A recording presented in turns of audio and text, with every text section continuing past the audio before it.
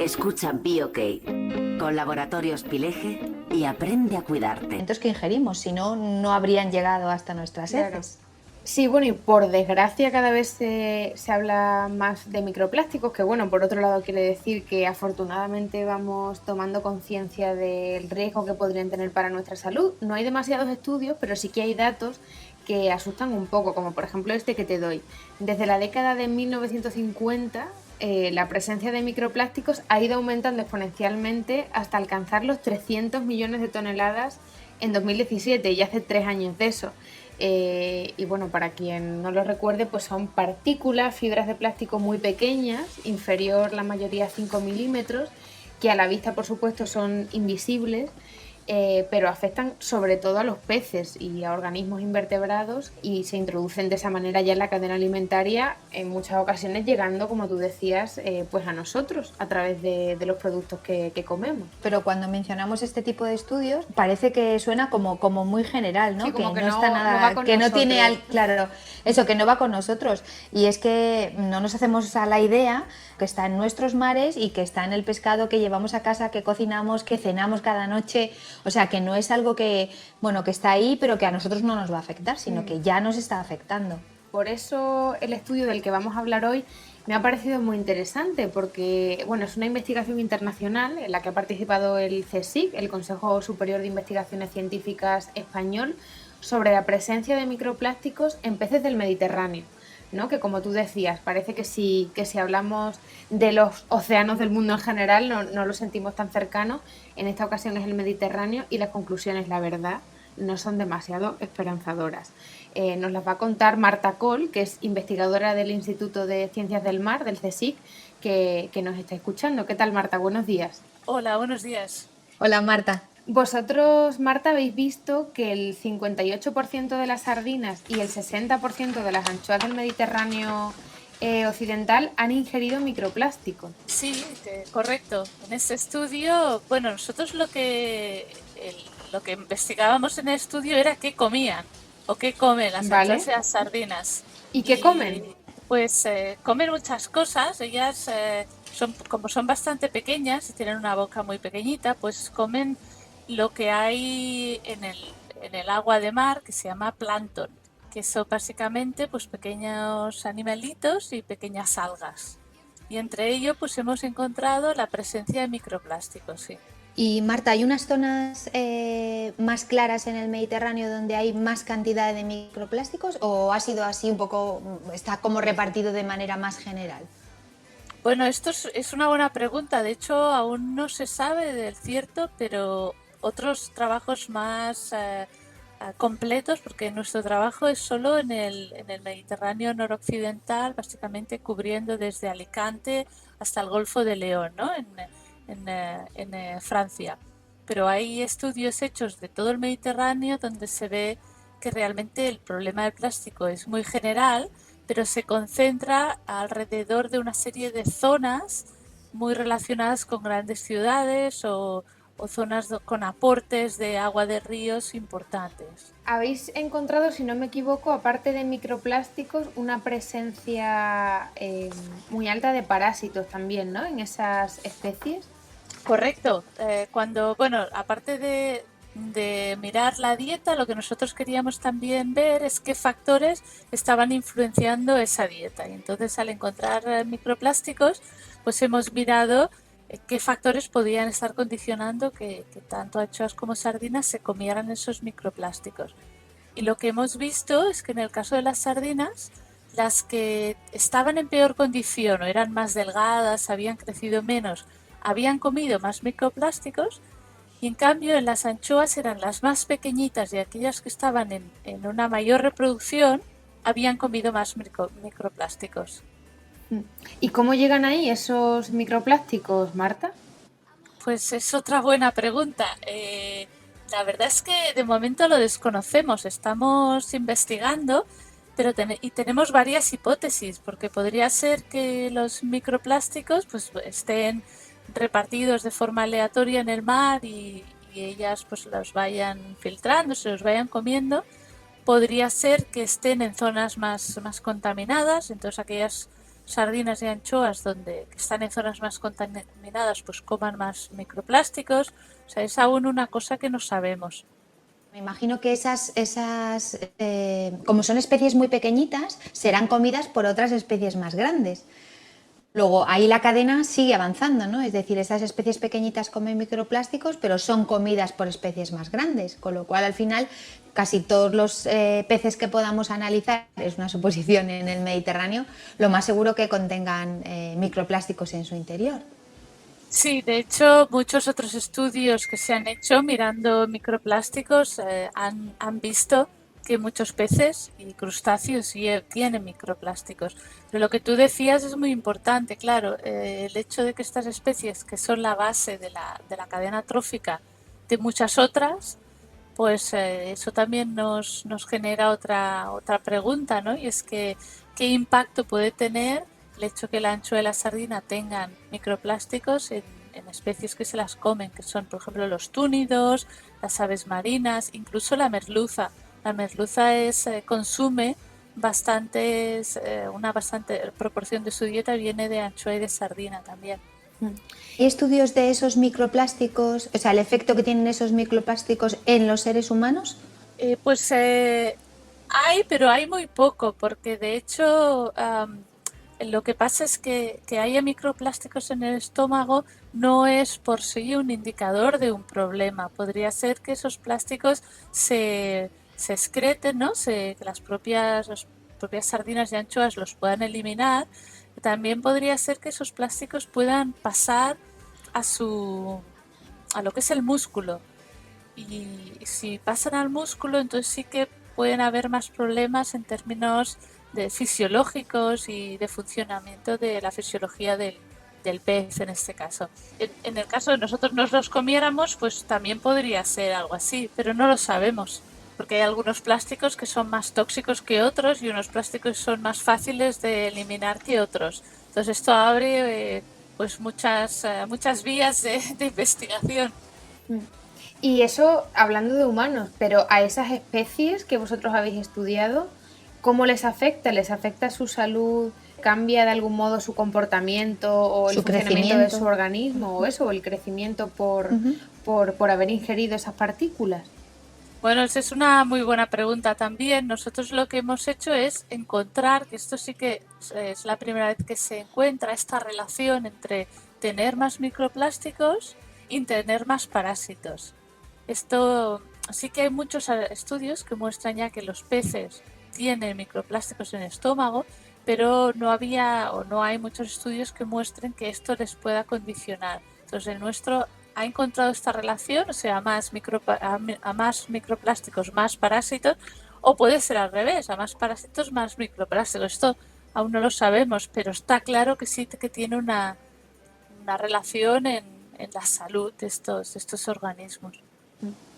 Claro, a mí lo que me llama la atención, y Ángela, tú que sabes mucho más de nutrición y además recomienda en materia de nutrición a muchísima gente, que son especies que aquí en España comemos muchísimo. No sé si estos resultados son lo suficientemente alarmantes como para que hubiera que tomar alguna medida de precaución a la hora de consumir o a la hora de vender según qué especies.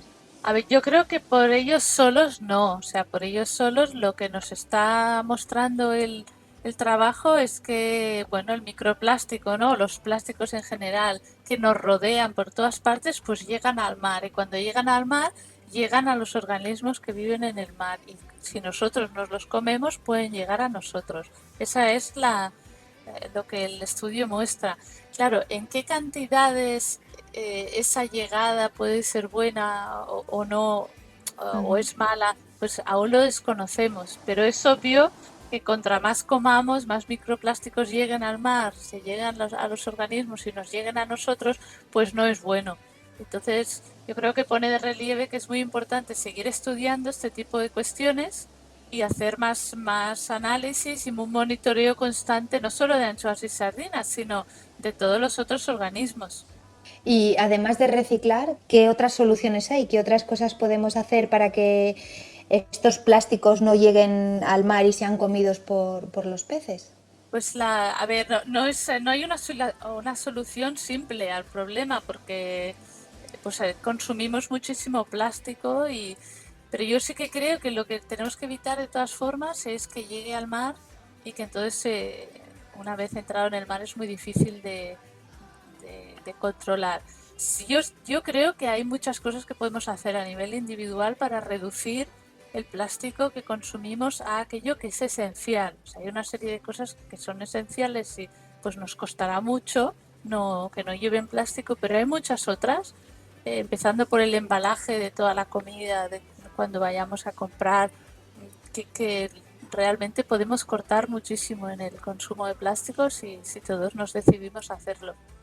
No sé cuál es tu opinión acerca de que estudios como el que vosotros habéis realizado, en el que habéis participado, también de alguna forma promuevan eso, ¿no? El miedo en quien lea cierto titular o los resultados de un estudio y piense, pues será mejor quizás no comer pescado, ¿no? Por lo que pueda pasar.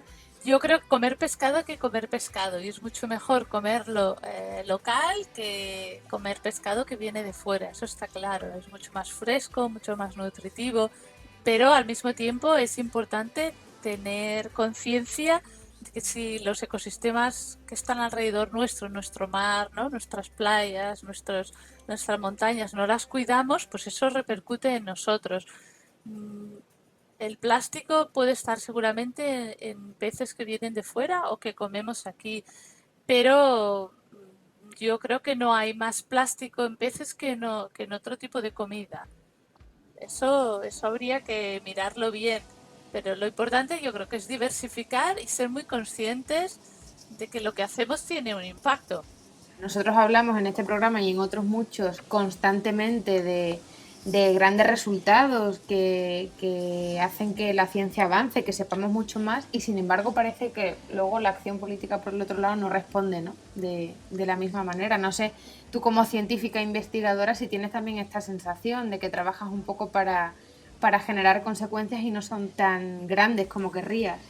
Sí, a ver, los científicos trabajamos es una vocación, es vocación de conocer, somos curiosos, tozudos y claro, y nos gusta, nosotros hacemos el trabajo porque nos gusta conocer y nos hacemos preguntas.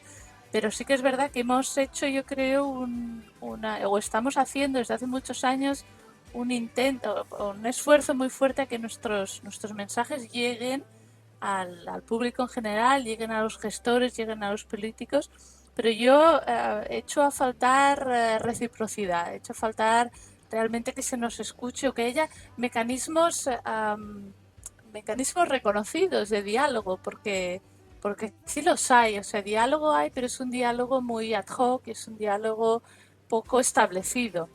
Pues Marta Cole, investigadora del Instituto de Ciencias del Mar del CSIC, gracias por la charla, por tu trabajo, por descubrirnos datos como este y por el esfuerzo, porque claro, si vosotros no remáis, pues difícilmente, ¿no? Revertiremos cosas como esta. Pues gracias a vosotras por explicarlo y bueno, aquí estamos para lo que haga falta. Gracias, Marta. Gracias. Chao.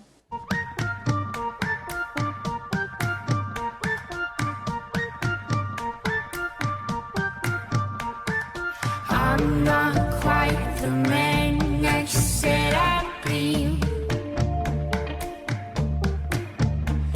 And over the paper you glanced disappointingly. Ooh, how am I supposed to lie to you? How am I gonna lay my body down?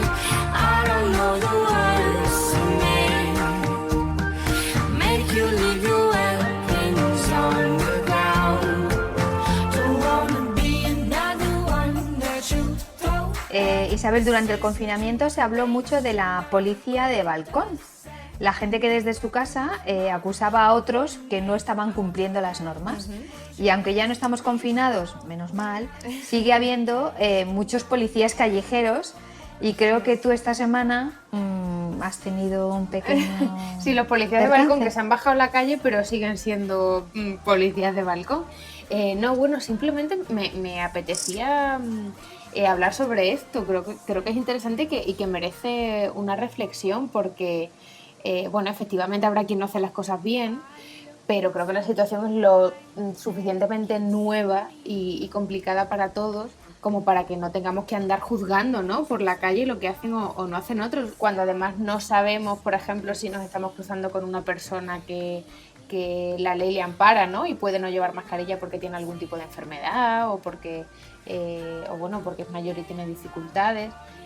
Bueno, en fin, esta reflexión se la hemos querido lanzar a nuestra compañera Raquel Calonge, que, como ya saben, es coach especializada en autoestima y gestión de emociones. Durante la pandemia nos ha estado ayudando con estas cuestiones porque, como decíamos, todo es nuevo y a veces no sabemos cómo gestionar este tipo de situaciones. Y como además termina la temporada, pues nos apetecía despedirla con ella, así que bueno, escuchemos sus consejos de sabia coach.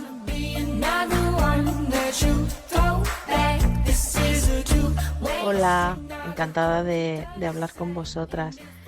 Este tema que planteas, Isabel, no es nada fácil. Juzgar a los demás es un tema de por sí ya delicado en condiciones normales, pero en la situación tan especial que estamos viviendo, mucho más. La verdad es que las mascarillas son difíciles de llevar por varias razones, entre ellas que son incómodas, no nos permiten respirar con total normalidad, dan calor, no estamos habituados a ellas y por otro lado que no nos permiten ver la cara de los demás con todo lo que dice una cara, con toda la información que nos damos unos a otros con el gesto facial. Dicho esto, sabemos que hay unas normas que por nuestra salud debemos de cumplir, pero quizás que las órdenes no sean estrictas, que haya muchas fisuras entre unas situaciones y otras, quizás hayan hecho que no hayan calado perfectamente en la importancia que tiene llevarlas en los ciudadanos. En términos generales, nos es más fácil obedecer cuando las órdenes son concretas, o blanco o negro, como a los niños, ¿no? Para aprender a obedecer los grises se nos complica un poco más porque necesitamos un periodo de adaptación para ello. ¿Os acordáis cuando nos dijeron que teníamos que ponernos sí o sí el cinturón de seguridad antes de conducir? Y a día de hoy todavía hay gente que se resiste por diferentes motivos a ponérselo, o los límites de velocidad, y aún así nos tienen que multar cuando nos lo saltamos. Entonces, es difícil establecer unas líneas fijas en cuanto a llevar la mascarilla y a guardar la distancia de seguridad entre una persona y otra, porque hay fisuras, porque a veces se puede y a veces no se puede, porque en un avión podemos o en un tren, pero no en una terraza en la que nadie las lleva. Eso es lo que hace que la gente entienda que esto es algo fijo y que hay que hacer de manera continuada. Llegados a este punto, creo que sería bueno que tirásemos todos de comprensión, de empatía y de responsabilidad propia antes de fijarnos en las responsabilidades ajenas. Lo que quiero decir es que si alguien no lleva la mascarilla, lo mejor para nosotros, lo mejor que podemos pensar es que tiene una razón de peso para no llevarla. Recomendaría leer o buscar información sobre un psicoanalista que se llama Albert Ellis, que él desarrolló una terapia racional en 1962, fijaros si hace tiempo que lo hizo. Ellis creía que gran parte de todos nuestros problemas psicológicos se deben a patrones de pensamiento o ideas que tenemos que son ideas irracionales. Ellis estableció 11 ideas irracionales, así como generales, ¿no? Y es cierto que cuando las lees por primera vez te pillas, o por lo menos yo me pillé en varias diciendo, bueno, claro, esto es lo que yo pienso y es que esto es así, ¿no? Cosas como que necesitas el amor y la aprobación de las personas que te rodean, que para ser valioso necesitas conseguir determinadas cosas, que a los malos hay que castigarlos siempre, porque es horrible que las cosas no salgan como yo quiero. Por ejemplo, así hasta 11 ideas. De verdad que las podéis encontrar googleando ahí en internet, y de verdad que estoy segura de que os vais a pillar cayendo en más de una. Resumiendo un poco lo que decía su terapia, es que las personas no nos alteramos por los hechos en sí, sino por lo que pensamos de estos hechos. La persona que te llamó la atención no era tanto el hecho que fuera sin mascarilla, sino lo que él daba por sentado de la razón por la que tú no la llevabas. Fíjate que Fresca, que va paseando al perro tan tranquila y que no es responsable y nos va a contagiar a los demás, y que porque ella no lo lleva y yo tengo que llevarlo. De manera general y de verdad más en esta época en la que estamos todos muy sensibles por el confinamiento, por temas económicos, sí que de verdad creo que sería bueno que hiciéramos un esfuerzo en pararnos y reflexionar sobre ese tipo de ideas que tenemos, que son irracionales y que enfocamos en los demás.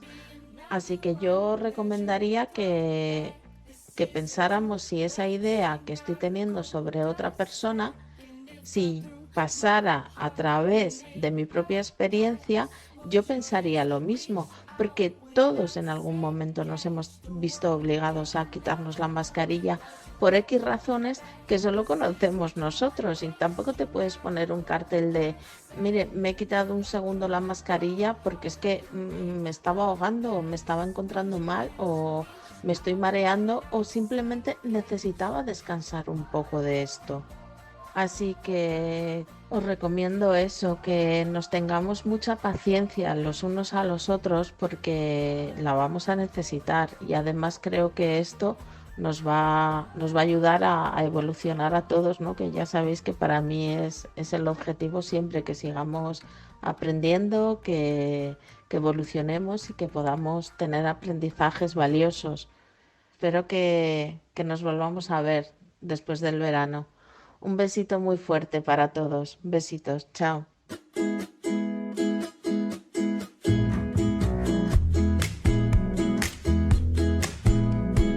I just wanna be okay, be okay, be okay. I just wanna be okay today. I just wanna be okay, be okay, be okay. I just wanna be okay today. I just wanna feel Ángela, pues despedimos ahora ya sí que sí la temporada. Esperemos que cuando volvamos sea sin virus. Y mientras tanto los programas pues siguen disponibles en la app de la cadena SER, en cadenaser.com y en el resto de plataformas digitales. Aunque con las ganas que van a coger las vacaciones, no sé yo si van a tener ganas de escucharlo. Bueno, nunca se sabe, nunca se sabe. Bueno, a descansar, que disfrutes. Igualmente, pásalo Chao. bien. Chao.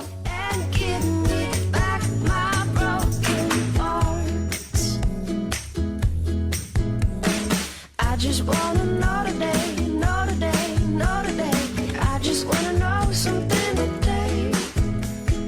I just wanna know today, know today, know today. Know that maybe I will be okay. Open me up and you will see. I'm a gallery of broken hearts. I'm beyond repair, let me be. And give me back my broken parts.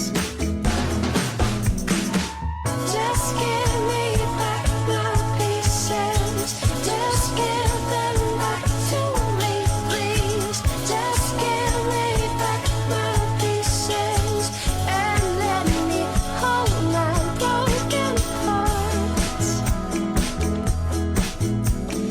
I just wanna be okay, be okay, be okay. I just wanna be okay today. I just wanna be okay, be okay, be okay. I just wanna be okay today. I just wanna feel the day, feel the day, feel the day. I just wanna feel something new. I just wanna feel something. I just wanna know today, know today, know today. Know that maybe I will be okay. Know that maybe I will be okay.